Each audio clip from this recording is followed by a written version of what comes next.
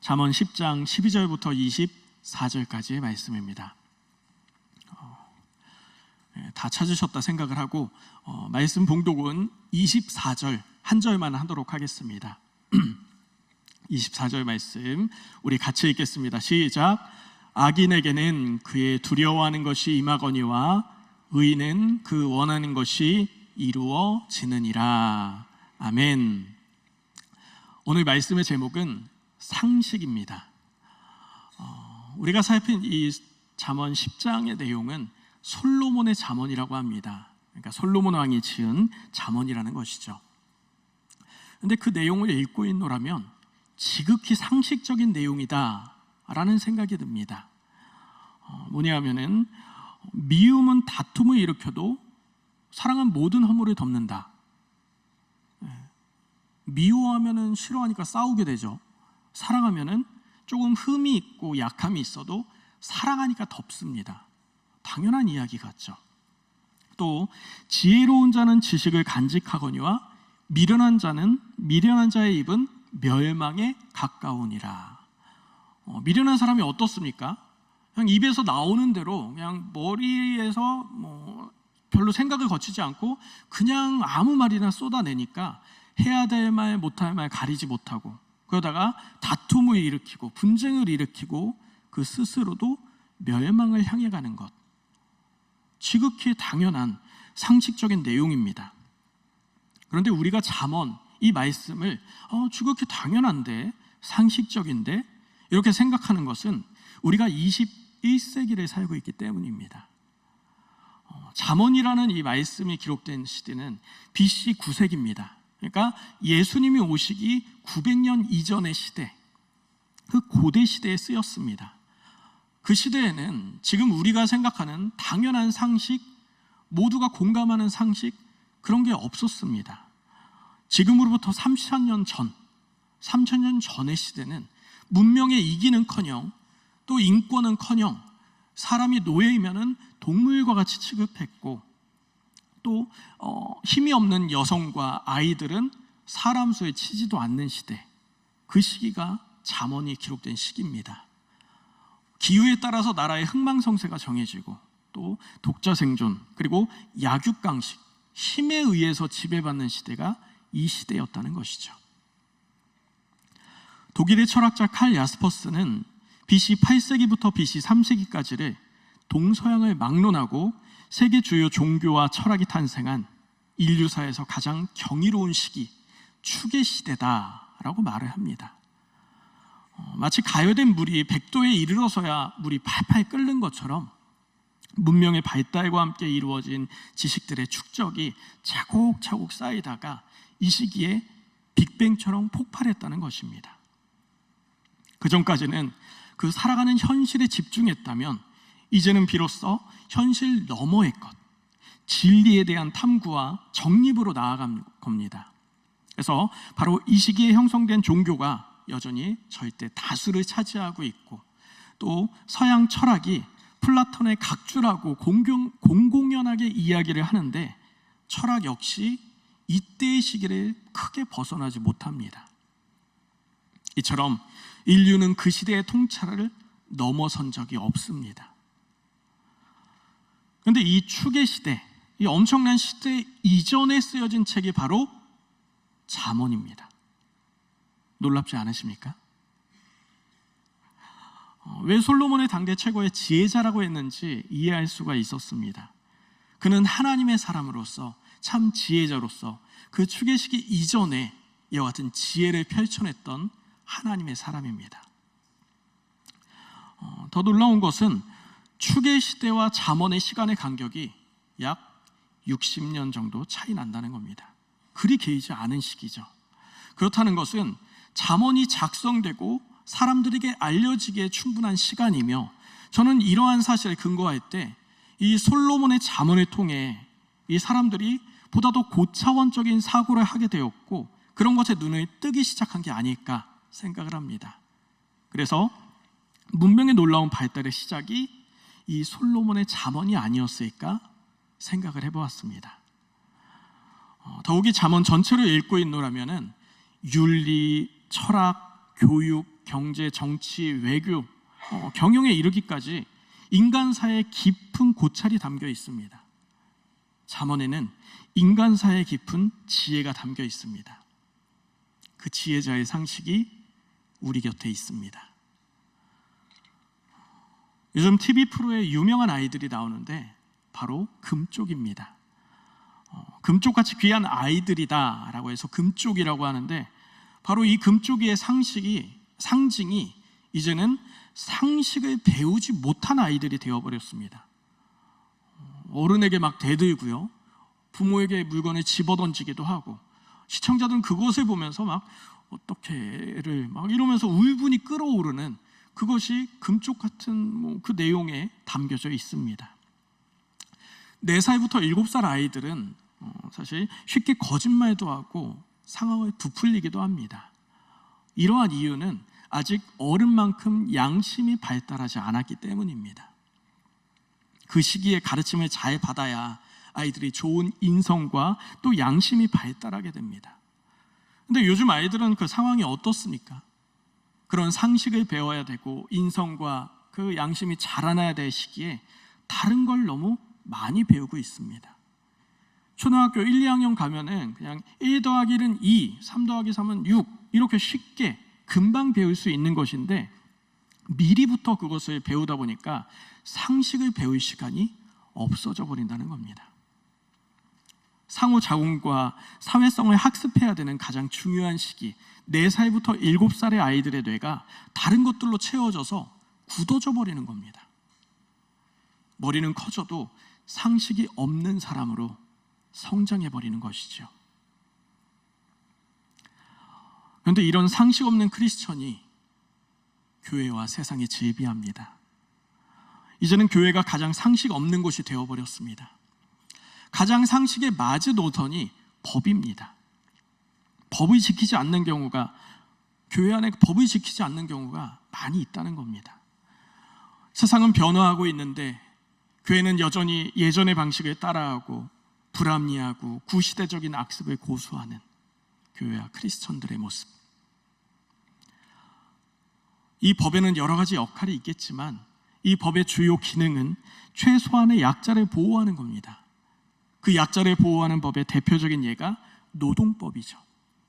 자신은 스스로 지킬 수 없는, 자신을 지키기에 너무 연약한 그들을 위해서 법으로 제정해 놓은 것, 최소한의 마지노선으로 정해 놓은 것이 이러한 노동법, 다른 법들입니다.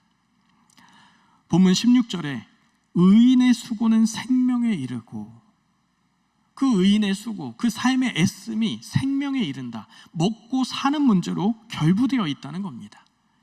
우리의 수고가 곧 생명입니다.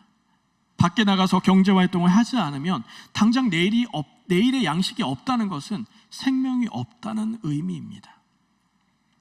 하루 벌어 하루 살아가는 사람들에게 퇴직금은 당장 일자리를 잃어도 일자리를 구할 때까지 일정 시간 먹을 수 있는 그 최소한의 마지노선, 유예기간을 지켜주는 것이 이러한 퇴직금, 그런 법으로 제정한 내용들입니다. 부를 가지면 당연히 따라오는 것이 여유입니다. 그러나 오늘 일하지 않으면 내일 먹을 것이 없는 사람들에게 여유는 사치이죠. 법으로 정한 휴일은 자신의 건강 그리고 가족을 돌볼 수 있는 최소한의 시간을 배려해 주는 겁니다. 레위기 19장 9절에 보면은 너희가 너희의 땅에서 곡식을 거둘 때에 너는 밭 모퉁이까지 다 거두지 말고 내 떨어진 이삭도 줍지 말며. 한 해 농사를 잘 마무리하고 이제 추수 때가 되었습니다. 그럴 때 우리나라 사람들은 어떻습니까? 모든 것을 다 수확해서 아무것도 안 남기죠. 그런데 율법에는 밭 모퉁이는 남겨두어라, 또 그 추수를 하다가 이삭이 떨어졌거든 다시 줍지 말아라. 사회적으로 어려운 이들, 객과 고아와 과부를 위해서 그것을 남겨두어라. 최소한의 보장, 최소한의 약자를 보호하기 위한 법이 바로 이러한 율법이었습니다. 우리 스스로 나도 모르는 사이에 상식을 벗어나고 있는 모습이 없는지 점검하고 발견해야 합니다. 기독교 안에 그들만의 리그로, 은혜라는 프레임으로 상식에 벗어난 행동이 버젓이 자행되고 있는 것은 성경에서 말하는 가장 기본적인 상식을 어기는 죄입니다. 바리새인과 헤롯 당, 그 사람들은 같은 유대인, 동족이었습니다. 근데 그들은 정치 이념이 정반대로서 그들은 서로 원수와 같이 지냈습니다. 근데 이들이 예수님을 죽이기 위한 목적으로 공동의 목표를 갖더니 그들이 하나가 되어서 예수님에게 질문을 합니다. 가이사에게 세금을 바치는 것이 옳습니까? 옳지 않습니까? 이 질문의 의미가 무엇이냐? 로마의 가이사에게 예수님이 만약에 세금을 바쳐라 그러면은 유대 사람들에게는 동족의 원수가 되는 겁니다. 반대로 세금을 바치지 말아라 이렇게 말하면은 지금 로마의 통치를 받고 있는 이 상황 속에 로마의 세금을 바치지 않는 것, 이것은 정치적인 정치범이 되는 겁니다. 이렇게 해도 저렇게 해도 빠져나갈 구실이 없는 그런 질문을 가지고 온 것이죠. 이에 대해 예수님은 이렇게 답변합니다. 가이사의 것은 가이사에게, 하나님의 것은 하나님에게. 우문현답이죠. 로마의 식민 지배하에 있던 유대인들은 예수님의 이 대답, 그러니까 각각의 소유를 침범하지 말아라, 가이사의 것은 가이사에게 주면 되고 하나님의 것은 하나님에게 주면 된다, 이 답변 가운데에 이 당연한 상식 앞에 수긍하고 조용히 떠나갑니다. 지금 우크라이나와 러시아가 전쟁 중에 있습니다. 러시아는 전쟁을 하면서 자국민이 죽기도 합니다. 자기네 살을 파먹는 그런 전쟁, 그것을 왜 일으켰을까요? 우크라이나 전쟁에 여러 요인이 있겠지만 이 러시아 입장에서는 전쟁을 일으키지 않으면 자신들이 굶어 죽기 때문입니다. 전쟁 전 러시아의 경제 상황은 사실 미래가 불투명했습니다. 주요 산유국인 러시아가 이제 미국에서 한 가지 정책을 발표하는데 이제는 50%까지 친환경 전기차 보급률을 높이겠다. 그 말은 기름 그리고 가스 이런 걸 쓰지 않는다는 말이죠. 그렇다 보니까 러시아 입장에서는 자신들의 그 기름이 팔리지 않으면은 경제적인 타격을 받는 겁니다. 일에 가난해지나 절에 가난해지나 마찬가지인 것이죠. 그래서 러시아는 전쟁을 일으킨 겁니다. 그런데 전쟁을 일으킬 수 있는 이유 중에 하나는 자신들에게 핵이 있기 때문에 여차하면 핵으로라도 어떻게 해보겠다, 이런 모습인 겁니다. 믿는 구석이 있었다는 것이죠. 문명이 발달한 21세기에 공정한 경쟁이 아니라 자신이 가진 힘으로 어떻게든 이것을 쟁취해보겠다, 뺏어보겠다, 그 일이 자행되고 있습니다. 상식이 통하지 않는 모습입니다. 이러한 두 나라의 전쟁에 가장 큰 수혜를 받는 것은 중국입니다. 유럽의 여러 나라들이 이 전쟁을 일으킨 러시아에게 그건 잘못된 거다 하면서 여러 제재를 가하자 이 러시아가 화가 난 겁니다. 그래서 자기 나라에 나는 천연가스를 유럽에 팔지 않았고, 지난 겨울, 추운 겨울에 이 유럽 국가들은 천연가스가 부족해서 추위에 벌벌 떨었습니다. 혹독한 겨울을 보내야 했습니다. 대신 중국은 팔리지 않은, 유럽에 팔지 않은 이 천연가스를 헐값에 사들여서 중국의 부동산 거품 붕괴와 또 경제 불황이 예고된 상황 속에서도 그 헐값에 사들인 걸로 원자재 가격을 낮추고 그리고 수출에 유리한 고지를 점할 수 있던 것이죠. 옆에서 다른 사람이 피를 철철 흘리며 죽어가도 나만 잘 먹고 나만 살면 상관없다, 그 모습, 이것은 성경의 가르침이 아닙니다. 이런 열방의 견제 속에 자원 하나 나지 않는 작은 땅에서 오직 실력으로 1인당 GDP 세계 7위를 하는 대한민국, 전 이 대한민국이 자랑스럽습니다. 이 세계의 역동적 흐름 속에 지금 일어나는 전쟁의 결과가 어떻게 될지 알지 못합니다. 분명한 것은 상식을 지키며 살 때 가장 평화롭고 안전하고 행복할 수 있습니다. 예수님은 사람이 사람이기를 포기하지 말라고 하셨습니다. 사람이 떡으로만 살 것이 아니요 하나님의 말씀으로 살 것이니라. 잠언 10장 15절부터 16절에 부자의 재산은 그의 견고한 성이 되지만 가난한 사람의 빈곤은 그를 망하게 한다. 의인의 수고는 생명에 이르고 악인의 소득은 죄에 이른다. 이런 말들을 생각해 보면은 이 말씀이 벌써 3000년 그 옛날 시대에 쓰여졌는데 마치 오늘 우리 시대를 보는 것처럼 지극히 당연한 것, 지금 이 시대를 보고 말하는 것처럼 생생하게 다가옵니다. 예나 지금이나 사람의 기본 본성이 같기 때문일까요? 사람은 무엇이든 한 가지씩 의지하며 살아갑니다. 전혀 의지하는 게 없다 그렇게 말하는 사람은 거짓말을 하는 겁니다. 왜냐하면 인간은 본질적으로 의존적 존재로 지음받았기 때문입니다. 사람이 혼자 사는 것이 좋지 않아 돕는 배필을 지으리라. 하나님이 말씀하신 것처럼 하나님은 사람을 함께 살도록 하셨습니다. 그래서 사람이 태어나면 어린 시절엔 부모와 함께 살고요, 장성한 뒤에는 자신의 배우자를 위해 배우자를 찾아 나섭니다. 그리고 그 삶의 모든 순간에는 하나님을 의지하게 되어 있는 게 바로 사람입니다.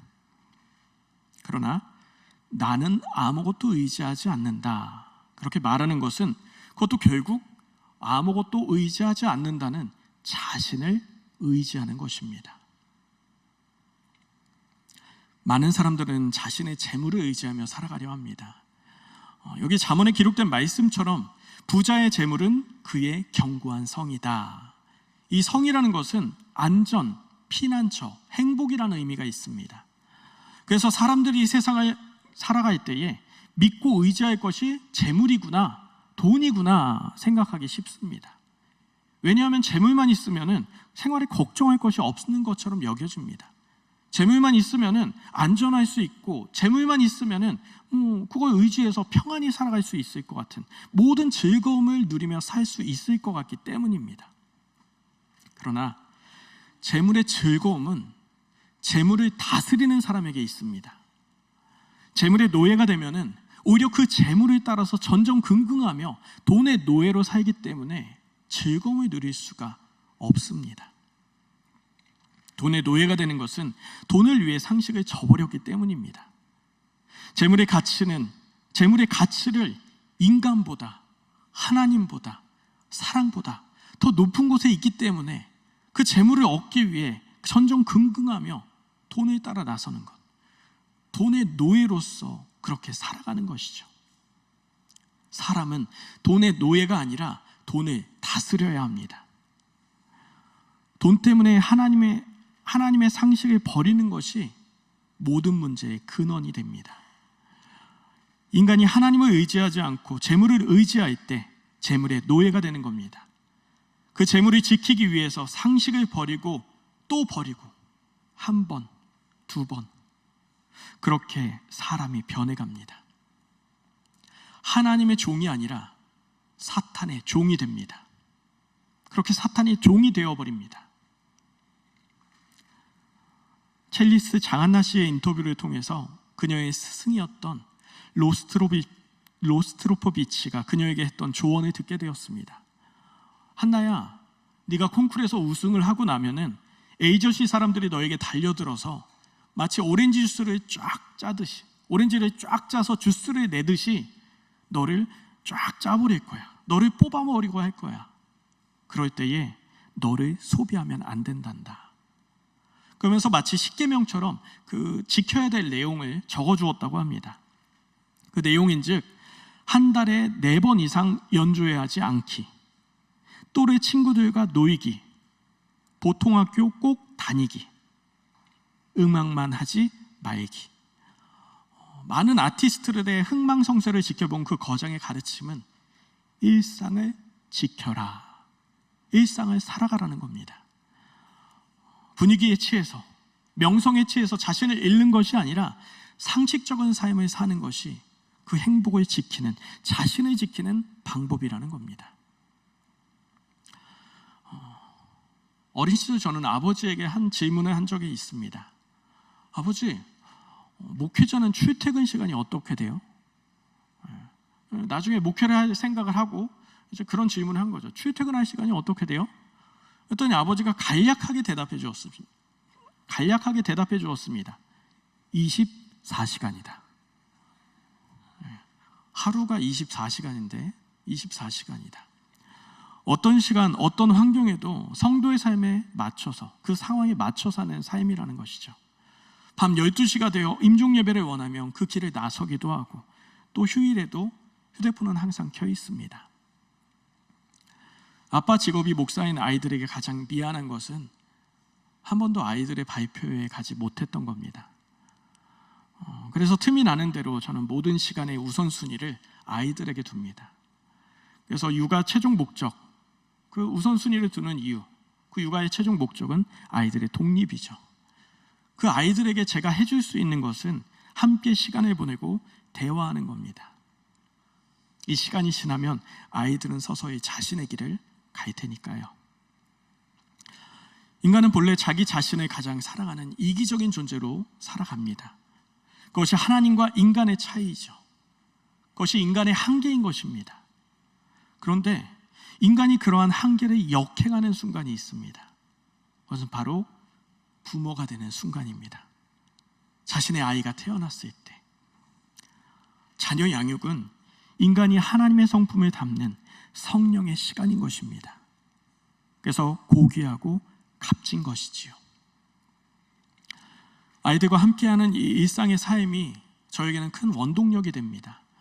사실 말씀을 전하려 할 때 가장 중요한 것은 그래 이거야 하는 영감이 필요합니다. 그런데 설교 작성의 시작과 의욕에서 하나님이 주시는 그 떠오름, 그 영감을 얻는 것이 실제 아이들과 함께하는 시간에 저는 설교의 영감을 많이 얻습니다. 왜냐하면 하나님과 우리의 관계의 모형이 바로 부모와 자식, 가족이기 때문이죠. 일상의 삶 속에 두 아이들은 참 많은 질문을 합니다. 무한 질문 속에 살아갑니다. 아이들의 질문이 여러 질문이 있지만 때론 한 가지의 답으로 귀결되는 경우도 있습니다. 이를테면 이런 질문을 한 적이 있어요. 아빠, 꽃을 기계로 만들 수 있어요? 가짜 꽃은 만들 수 있지. 혹은 기계로 씨앗을 싹 틔울 수는 있지. 꽃을 피울 수는 있지. 하지만 기계로 우리가 보는 것 같은 그 식물, 그런 꽃은 만들 수 없어. 인간은 비슷하게 또는 만들어진 것을 만들 수는 있지만, 만들어진 것을 갖고 변형을 할 수 있지만 창조는 할 수 없단다. 그 창조는 하나님만이 하실 수 있어. 하나님은 무에서 유를 만드시는 분이야. 우리의 삶은 너무나 당연한 창조의 그 상식 속에 있습니다. 한 번은 바닷가 근처, 그 바닷가 앞쪽 쪽에 활어의 집에서 그 큰 수조를 보면서 물고기를 구경한 적이 있습니다. 아이들은 좋아하면서 물고기 헤엄치는 걸 보면서 너무나 좋아를 하다가 또다시 질문이 시작되었습니다. 바다가 바로 옆에 있는데 바다의 물고기는 자유로운데 왜 얘들은 이 속에 있어요? 제가 보기에 이 수조에 갇힌 물고기들은 시간이 지나도 자신들이 답답하다, 탈출해야 되겠다 이런 생각은커녕 여기가 어딘지도 모르는 듯한 태어난 모습이었고 그냥 유유히 헤엄치고 있었습니다. 그래서 제가 아이들에게 동심파게 현실을 알려주었습니다. 물고기들이 이곳에 있는 이유는 조금 있으면은 이 물고기 잡아다가 요리사가 회를 쳐서 손님상에 내놓기 위해서야. 잡아먹기 위해 이렇게 있는 거지. 그래서 가둬놓은 거란다. 했더니 애들이 그 말에 아빠 얘들 놓아줬으면 좋겠어요 하면서 애원을 합니다. 그래? 그럼 어떻게 하면 될까? 어떤 방법이 있을까? 하고 질문을 했죠. 그랬더니 아이들이 여러 가지 생각을 합니다. 뜰채로 떠다가 바다에 놔주면 되지 않을까요? 그것도 될 것 같긴 한데 그럼 주인 아주머니가 당장에 말릴걸? 그러면서 여러 대답을 하는데 합당한, 그러니까 합법적인 방법은 나오지가 않았습니다. 그냥 여러 의견들이 오고 갔죠. 근데 그 모습을 옆에서 지켜보던 예겸이가 우리가 저 물고기 값을 치르고 그 바다에 놔주면 되겠다. 응? 그 방법뿐이 없을 것 같은데? 그러면 되겠다. 물고기 사다가 물고기 값을 치르고 바다에 놔주면 되겠네? 근데 그 대답을 하는 순간, 아, 예수님 너무나 사랑해서 그 방법뿐이 없으셨군요. 그것이 예수님의 당연한 상식이셨군요. 가장 귀한 것을 얻기 위해 가장 귀한 것을 내어주는 그 상식. 우리가 행하려는 모든 상식은 예수님의 사랑으로 연결되어 있습니다. 예수님의 십자가는 우리를 구원하려는 너무나 당연한 예수님의 상식이었습니다. 그 은혜를 모르는 것은 그가 어떤 학식이 있어도, 그가 무엇을 누리든, 그가 무엇을 성취하였든 상식도 모르는 인간인 것입니다. 예수님의 은혜를 모르는 것이 바로 현대판 금쪽이인 것이죠. 예수님의 은혜는 태고 쪽부터 시작된 우리의 상식입니다. 세상 끝날까지 변함없는, 세상 끝날까지 변치 않는 우리의 상식입니다. 우리 삶이 무언가 어긋나는 것은 우리가 이 상식에서 벗어났기 때문입니다. 상식을 지키지 못하는 이유는 성령을 받지 못했기 때문입니다. 성령에는 하나님의 의가 나타납니다. 우리가 흔히 성령 받았다는 것이 신령한치 않은 여러 현상이 나타나는 게 아니라 우리 삶 속에 하나님의 의가 나타나느냐, 나타나지 않느냐가 성령 받았음을 나타내는 모습입니다. 잠언은 성령의 기준, 캐논이 됩니다. 이 캐논은 헬라어 카논이라는 말에서 유래되었는데 그것이 자입니다. 그러니까 무엇을 측정하는 자, 무언가 정확히 재려고 할 때 자를 사용하죠. 우리가 받은 성령을 정확히 재어볼 수 있게 해주는 것이 바로 이 잠언입니다. 24절에 악인에게는 두려워하는 일이 닥쳐오지만 의인에게는 바라는 일이 이루어진다. 상식을 지켜나가는 자에게 바라는 일을 이루어 주신다는 하나님의 약속입니다. 이 자리에 함께한 주의 자녀들이 지혜자의 상식을 지켜나가시길 주님의 이름으로 축원드립니다. 이 시간 말씀을 기억하며 기도하겠습니다. 상식을 지키는 성도가 되시기 바랍니다. 하나님의 창조의 사랑, 예수님의 희생의 사랑으로 진정 이 땅 가운데 지혜자로 살아가기 위해서 주님의 이름을 부르고 통성으로 기도하겠습니다.